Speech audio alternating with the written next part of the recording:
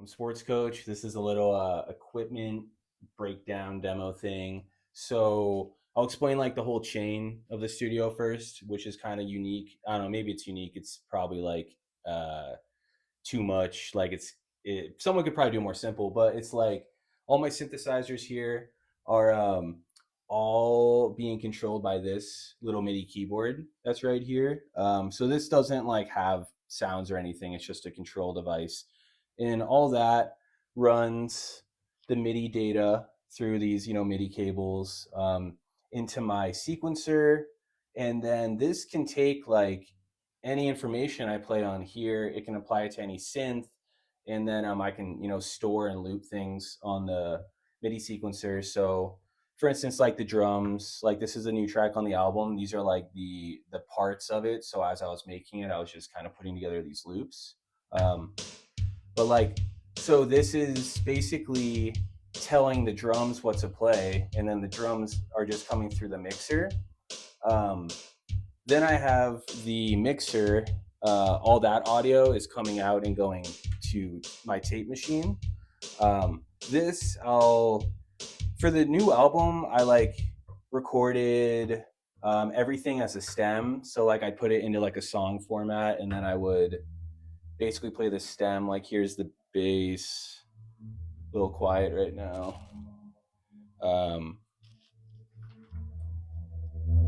yeah, so I basically would just throw it all in as stems, and I'd record all these to the tape machine here.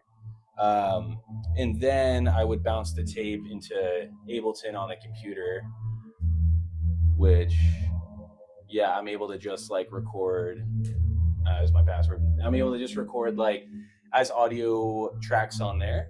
And then I'm able to just bounce that to distribution, whatever it is. So pretty much all the new album was made on the sequencer here, and then put onto tape, and then put onto the computer. And yeah, for me, working with the MIDI sequencers is pretty rewarding because it can kind of create like a unique workflow, in my opinion. Yeah.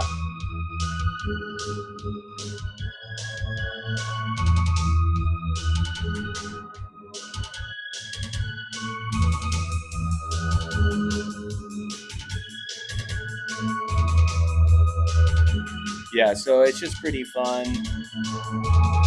And then I'm able to like take anything that's happening right now and mess with it live on the spot, like changing patches on the JV, um, different drum set stuff.